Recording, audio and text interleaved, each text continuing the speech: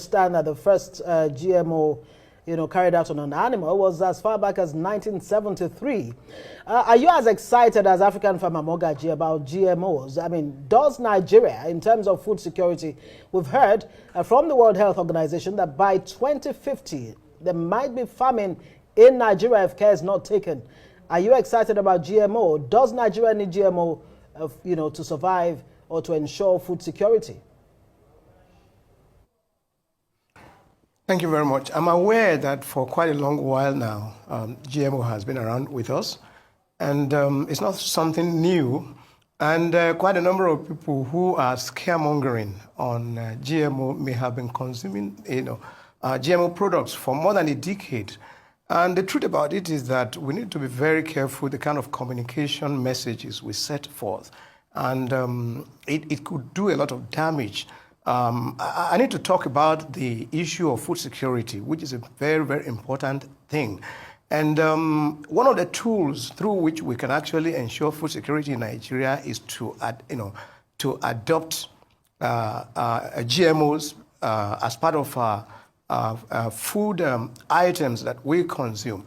Basically, before any GM food can actually be rolled out, a lot of tests have been done. As a matter of fact, many of the conventional foods that we consume, the crops that we consume, are not subjected to as thorough as, thorough tests as those ones that we call GMOs. And to talk about the fact that, excitement as to whether, one is excited about this, of course, I've been used to GM food for almost 20 years now. And one has, stayed within and outside the country and come across this, and people who consume this in other parts of the world are still alive and, doing so well. And so we need to only see how we can mitigate whatever negative impact of GM crops. And quite a number of those things so far had been more at the realm of conjecture rather than reality.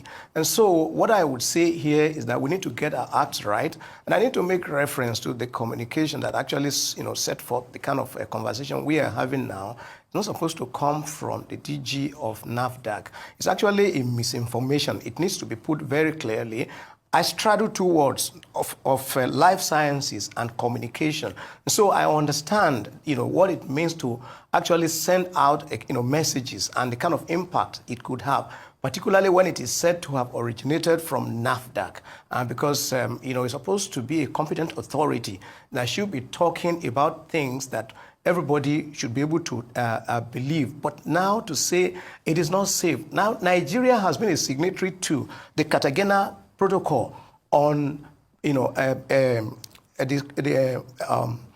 Convention for Biological Diversity since 2000, and Nigeria has been a signatory even when the Cartagena Protocol was adopted in 2000, and when it was when it came to force 2003, Nigeria has also ratified it. So for well over 20 years, we have signed, as a nation that we are in tune with GMOs.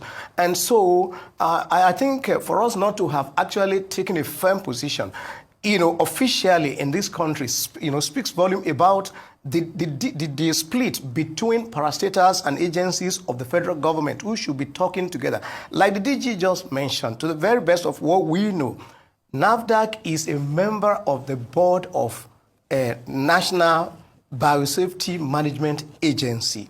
And what they do in National Biosafety Committee is to review applications for LMOs, for GMOs, living modified organisms, that's LMOs. And of course, GMOs, genetically modified organisms, they are basically, talking about the same thing in different ways. So NAFDAC has representative among those that review the documents, applications for approval. So for the DG to come, on air to say it is not safe, it's like contradicting, what the government in which she serves has actually, signed to for more than 2 decades. And I think this needs to be properly corrected. I'll need you to let me comment. Yes, looks like you can hear me now. Well, that said, but let me bring